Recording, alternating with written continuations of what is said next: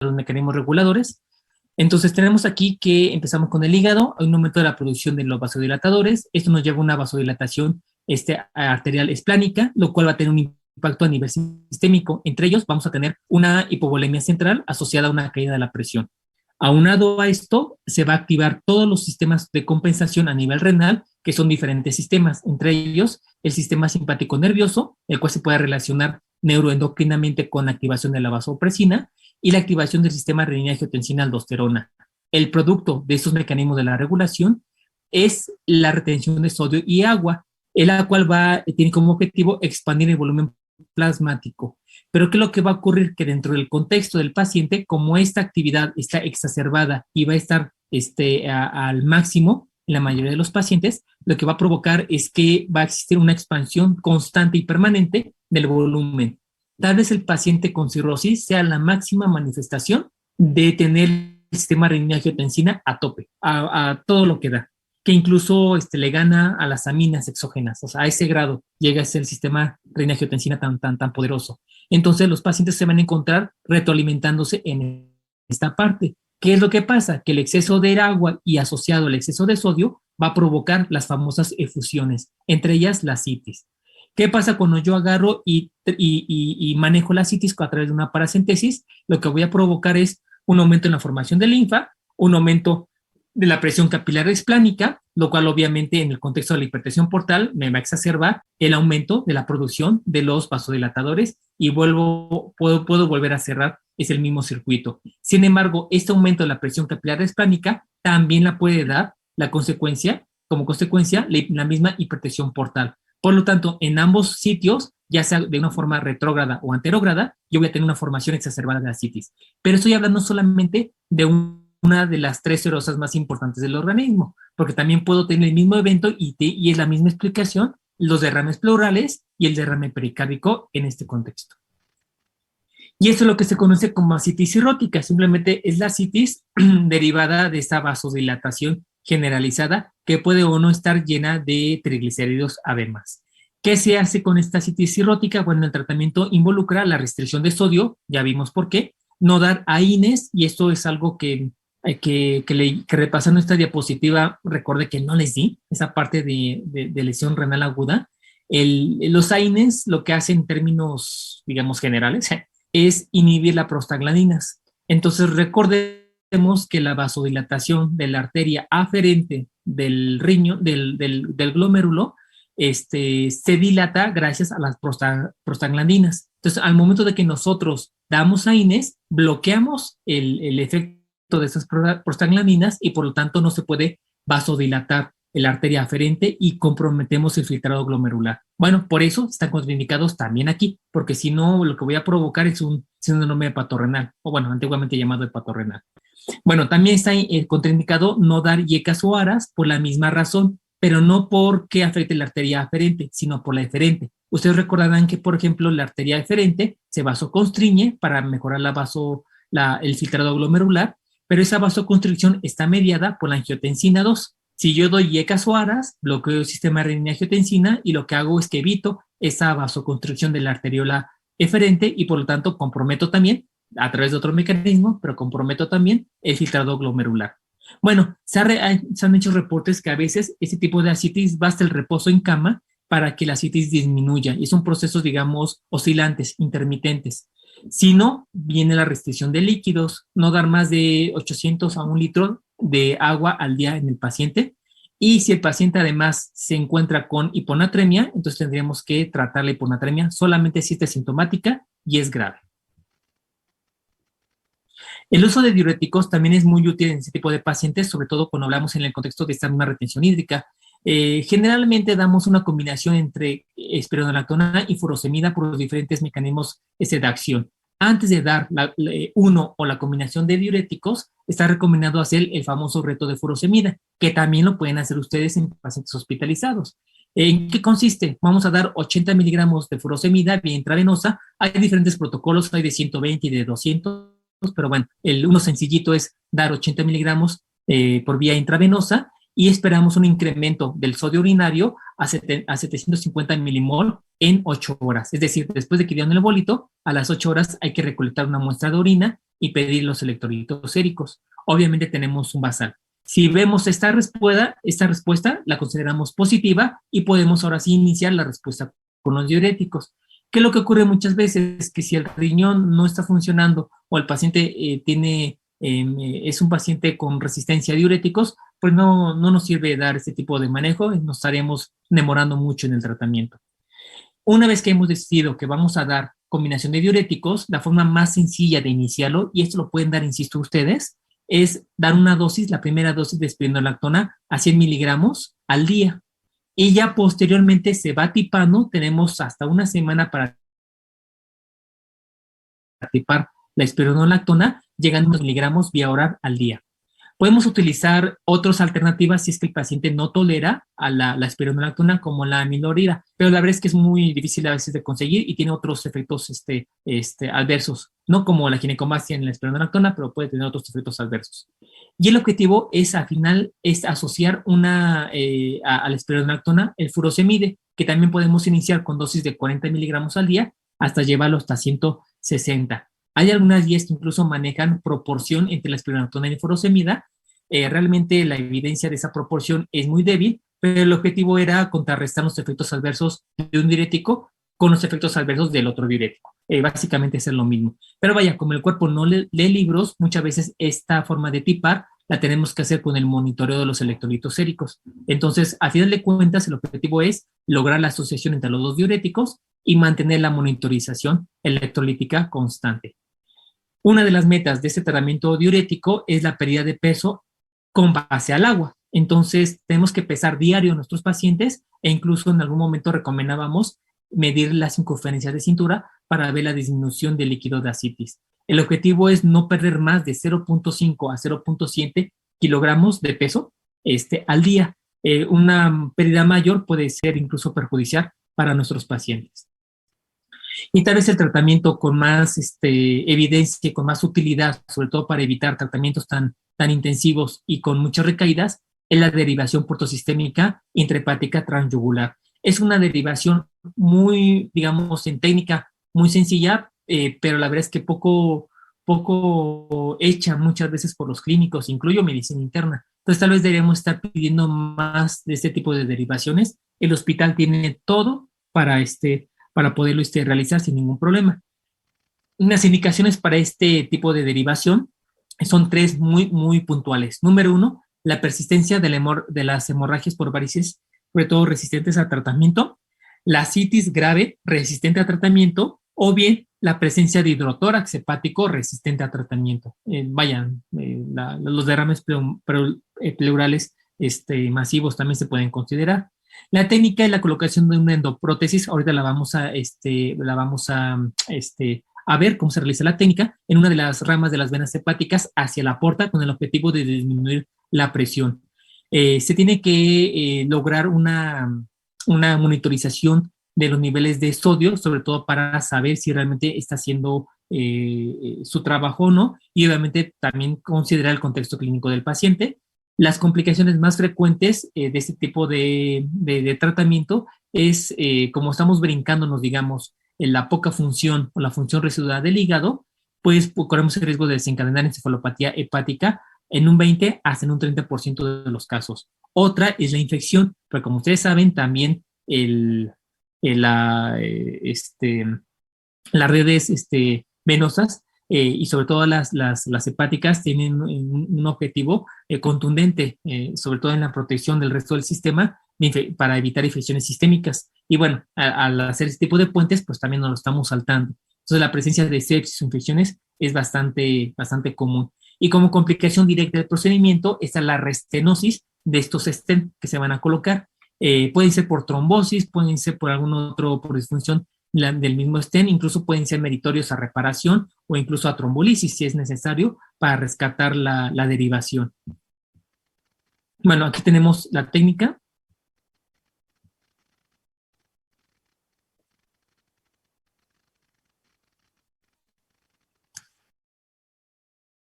Patients with portal hypertension may be asymptomatic or present with symptoms due to variceal bleeding.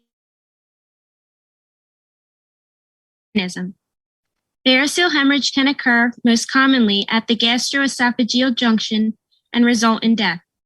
The TIPS procedure creates an artificial conduit from the portal to the systemic venous circulation to resolve portal hypertension and recurrent gastroesophageal varices.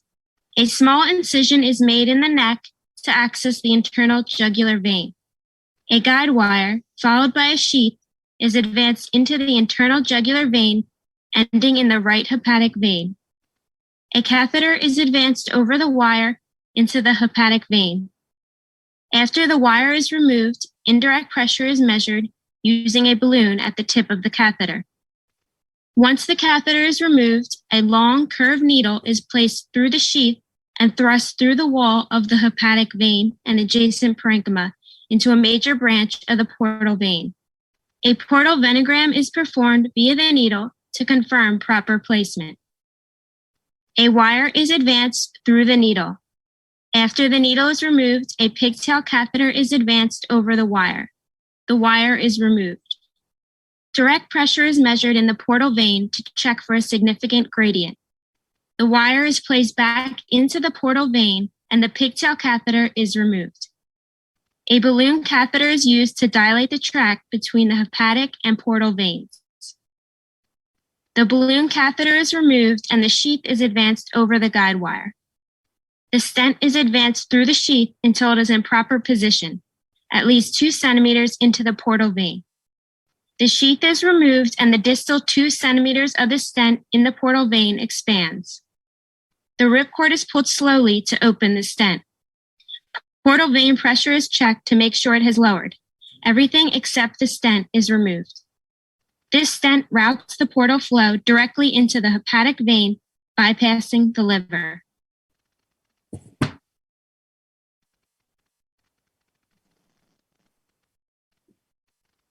Ok, bueno, en eso consiste la técnica. Como ven, puede resolver mucho de las complicaciones de la presión portal, la congestión esplénica, la refractoriedad de hidrotórax, de ascitis, etcétera. Puede incluso favorecer muchísimo. Bueno, en la parte ya clínica, en el momento de la hospitalización, sí, yo creo que estamos en lo particular ahí en nuestro hospital, mandando pocos pacientes a esta intervención, pero bueno, es una alternativa que se tiene. Bueno, ese sería el objetivo de este tipo de técnica. Bueno, vamos a hablar acerca de las complicaciones que pueden tener este tipo de pacientes, ya muy brevemente, y ya para tener nosotros una idea nada más de ellas, sin necesidad de profundizar más. Si quieren, vamos a aprovechar también para que ustedes vayan anotando su nombre y escuela en el chat para pasar asistencia. Les hablo rápidamente y muy brevemente. Hablamos de peritonitis bacteriana espontánea. Esta es una de las principales complicaciones que van a tener los pacientes con ascitis y falla hepática, y esto puede incluso desencadenar otro tipo de alteraciones como complicaciones renales. Por eso es muy importante que la tengamos en consideración. Se caracteriza por, y así a veces vienen los pacientes, y me tocó un caso que un interno nos orientó y nos alertó de una peritonitis porque nos dijo: doctor, el paciente viene con dolor abdominal, tiene ascitis, y dice el familiar que lo ve desorientado. Y nada más con decirnos esas 3 cosas, corrimos a verlo, lo puncionamos y tenía peritonitis bacteriana. Entonces, el trabajo que ustedes hacen no saben qué tan esencial es. Entonces, dolor abdominal, apréndanselos. Incremento de ascitis o aparición nueva de ascitis, fiebre y encefalopatía progresiva, hay que buscar peritonitis bacteriana espontánea. Factores de riesgo: la hemorragia de varices gastroesofágicas o incluso el uso de inhibidores de bomba de protones pueden promoverlo.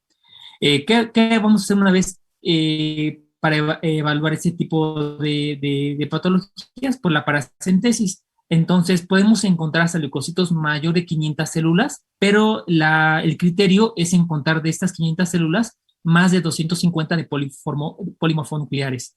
Y podemos encontrar incluso más de 1 gramo de proteínas de cilitro, lo cual nos orienta a peritonitis bacteriana. Es tanta la sensibilidad de estas pruebas que incluso con la positividad de estas pruebas podemos iniciar nosotros el tratamiento antibiótico sin retardar más tiempo. Se puede complementar, hay pruebas rápidas de esterasa leucocítica como la de pero en otros líquidos, aquí podemos aplicar ese tipo de pruebas. Si es positiva, podemos dar tratamiento e incluso podemos esperar los cultivos. Tienen una mayor tasa de positividad este tipo de cultivos. Aún así, por el tiempo que se van a tardar en manifestarse, si sospechamos, damos incluso el tratamiento. La etiología más común es la Escherichia coli, pero podemos encontrar otras más como Streptococo, pero simplemente por la epidemiología que tienen este tipo de infecciones, está indicado el tratamiento empírico con cefotaxima, 2 gramos cada 8 o cada 12 horas, al menos durante 5 días. Para entonces ya lo más seguro es que ya tengamos un antibiograma y podemos redirigir el tratamiento si es necesario. Otras alternativas a la cefotaxima pueden ser cualquier beta-lactámico, incluso ceftriaxona, podemos dar incluso, se me fue el nombre que sé que le gusta a todo el mundo. Se me fue el nombre. Se me fue, perdón, más a recuerdo. O bien quinolonas. No me puedo acordar. Bueno, la respuesta al tratamiento, ¿cuál va a ser? Después de que iniciamos el tratamiento, podemos esperar 48 horas, vuelven a picar, porque esto lo pueden hacer ustedes, vuelven a picar al paciente, le sacan otro citológico y ven el descenso de los polimorfonucleares. Si el descenso es mayor del 50%, podemos hablar de buen pronóstico y que está respondiendo al tratamiento.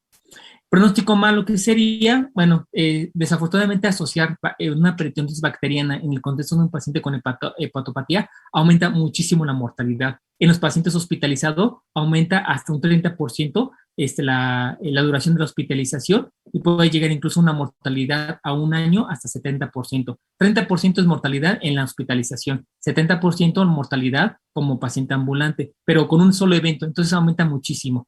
Y si eso todavía lo asociamos a un MEL arriba de 22, el pronóstico sí son muy, muy, muy pobres con el primer evento. Por lo tanto, cualquier paciente que llegue con cirrosis hepática y tenga citis, píquenlo. Aunque no tenga dolor, ustedes píquenlo.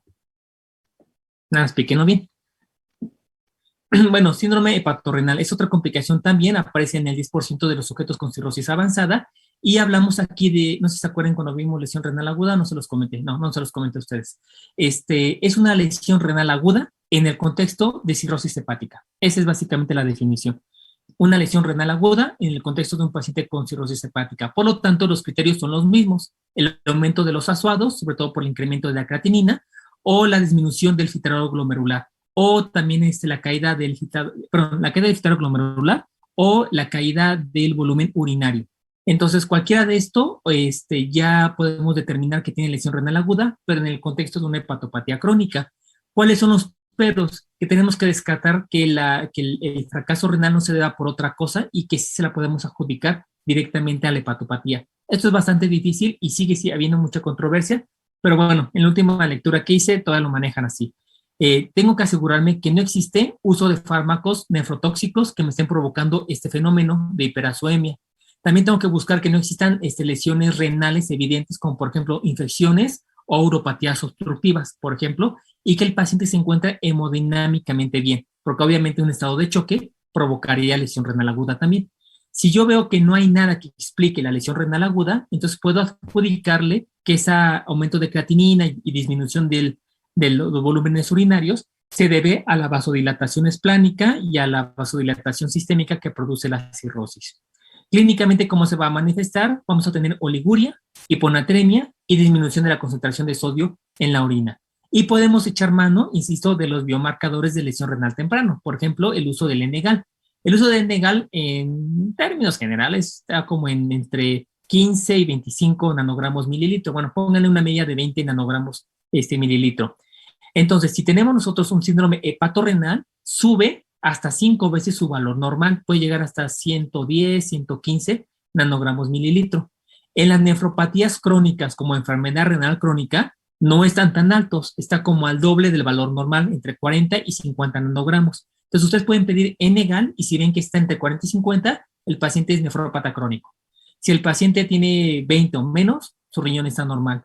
Pero si tiene, por ejemplo, más de 200 o más de 300, que estamos hablando ya de niveles muy altos, tiene lesión renal aguda. Bueno, un valor intermedio a todo esto es el síndrome hepatorrenal. Vamos a tenerlo elevado, pero sin necesidad a que llegue a una lesión renal aguda ordinaria, alrededor de 100. Entonces, esos valores, si quieren, tómenlos como referencia para que ustedes puedan identificarlo Y de la misma manera, llega un paciente con insuficiencia hepática, tal vez llega por, no sé, un problema respiratorio, un problema de hipotensión o encefalopatía, tómele Negal, no está de más, y con eso podemos saber si su riñón está comprometido. Fármacos nefrotóxicos y todo lo demás. Entonces, ¿cómo podemos identificarlo también con laboratorios? Bueno, vamos a tener el síndrome hepatorrenal, lesión renal aguda, que es lo que antes se conocía, igual a ustedes se los enseñaron en la primaria, sí, era el síndrome hepatorrenal tipo 1, que era el que te decía una lesión, un deterioro agudo, súbito, en el contexto del paciente hepático, ¿no? Bueno, actualmente se llama síndrome hepatorrenal, lesión renal aguda. Esto se va a caracterizar por el aumento de 2 veces las concentraciones séricas de la creatinina basal y generalmente va a apuntar para valores mayores de 2.5 microgramos sobre decilitro. Entonces, para eso a veces necesitamos conocer los valores basales del paciente, si no, pues deducirlos. O bien la reducción de la mitad de la depuración de creatinina, también esto en un tiempo menor a 2 semanas. Esto es lo que caracteriza al síndrome hepatorrenal, lesión renal. Y el síndrome hepator, y el otro es ¿dónde estás? Y el otro es el síndrome hepatorrenal, nefropatía crónica, que es lo que antes se conocía como una lesión renal no aguda o síndrome hepatorrenal tipo 2, casi yo todavía lo conocí en la secundaria. Entonces, esta es una evolución más lenta, más crónica, y está dada por la vasoconstricción renal intensa, posiblemente por una alteración en los vasodilatadores renales, como mencionaba hace un momento, la alteración de las prostaglandinas E2. Entonces, este tipo de síndrome hepatorrenal tipo 1 y tipo 2 ya se conoce distinto, y sobre todo lo que nos va a preocupar, lo que tenemos más difícil para identificar, es el hepatorrenal, lesión renal aguda. ¿Cómo se trata? Bueno, primero se interrumpen los diuréticos. De hecho, para poder hacer el diagnóstico, las guías antiguas nos decían que teníamos que estar en ausencia del uso de diuréticos. Entonces, primero interrumpimos cualquier diurético, podemos echar mano de la albúmina intravenosa, que insisto, tal vez sea la única indicación ya prudente o con algún tipo de evidencia para dar albúmina intravenosa.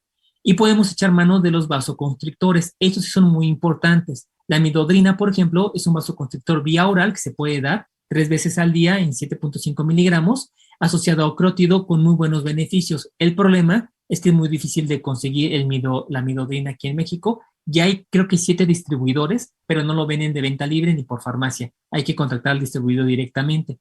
Como alternativa tenemos la telipresina, que si bien no es la primera opción en algunas guías extranjeras, la telipresina sigue siendo muy eficaz, sobre todo el consenso del EASL manejó mucho la telipresina con buenos parámetros en sobrevida. Pero también podemos echar la mano, si no la tenemos, de la noripinefrina, pero bueno, la telipresina parece ser el más adecuado. Existen muchísimas otras terapias que también nos pueden servir como vasoconstrictores. Tenemos, por ejemplo, el sistema molecular absorbente reticular. No es exactamente un vasoconstrictor, pero se y esto se ha relacionado con una mejor sobrevida. También hay quien sugieren los tips y obviamente el trasplante hepático, pero los principales es vasoconstrictores midodrina, telipresina y norepinefrina. Una complicación muy común que nos va a dar el pronóstico también de tipo de hepatopatía de las diferentes etiologías, pero no es un criterio de pronóstico muy claro, es la encefalopatía hepática.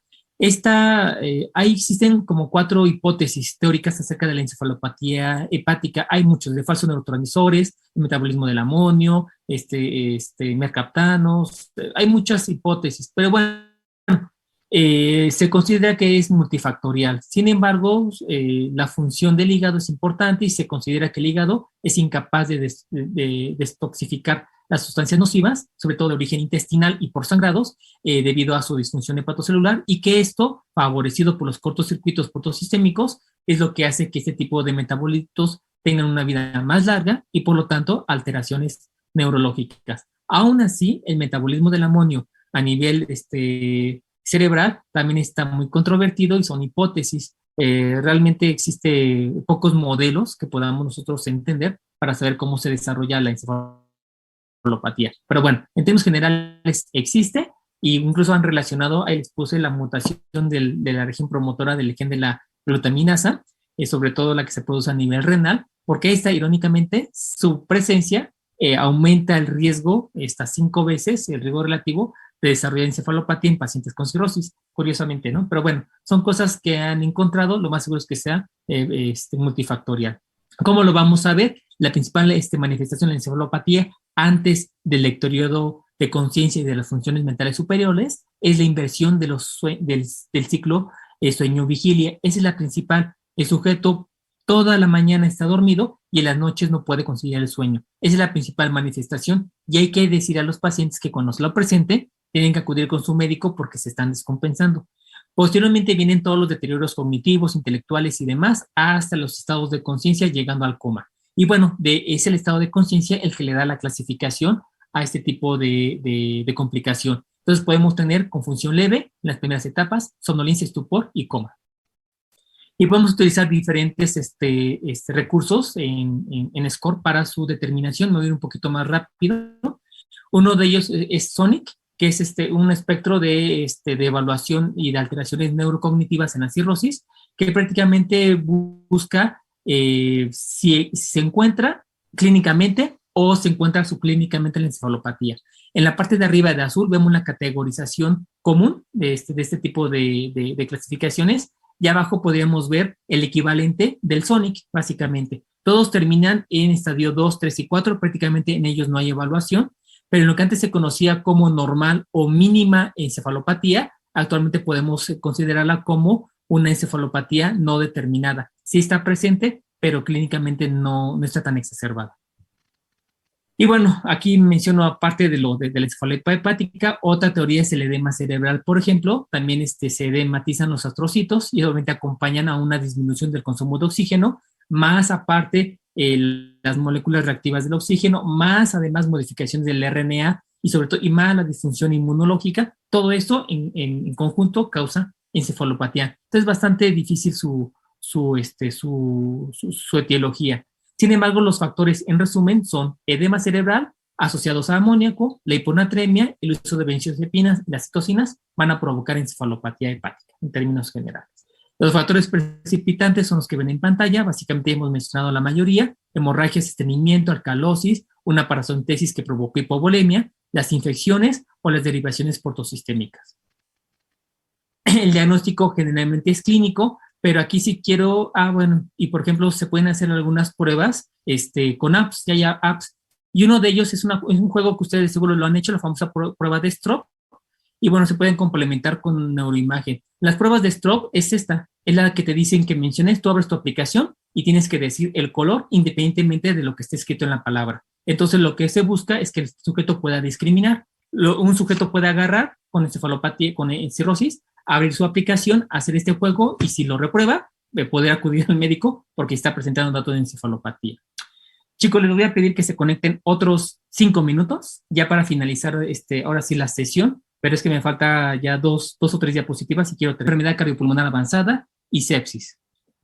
Las contraindicaciones relativas es la edad, la obesidad, la trombosis venosa portal o mesentérica, el abuso de alcohol y la desnutrición. El pronóstico de este tipo de patología ya en su etapa terminal desafortunadamente es bastante grave.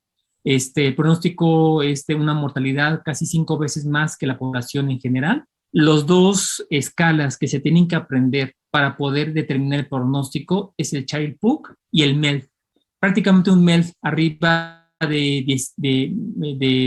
menor de 17 son pacientes elegibles para trasplante renal. Todavía menor de 21 se puede considerar prioritarios para trasplantes, pero ya arriba de esta cifra prácticamente ya no son sujetos que puedan ser elegibles. Hay ciertos casos muy particulares que se pueden ser elegibles, sobre todo cuando tienen cáncer in situ, y probablemente quitar el hígado pueda favorecer incluso para la curación del cáncer y además pues se trasplanta el sujeto, pero son casos ya muy, muy, muy particulares. Prácticamente los sujetos que tengan una disfunción hepática grave, la mitad de ellos va a fallecer en los próximos 6 meses. Por lo tanto, el pronóstico es muy malo en sobrevida en ese tipo de pacientes.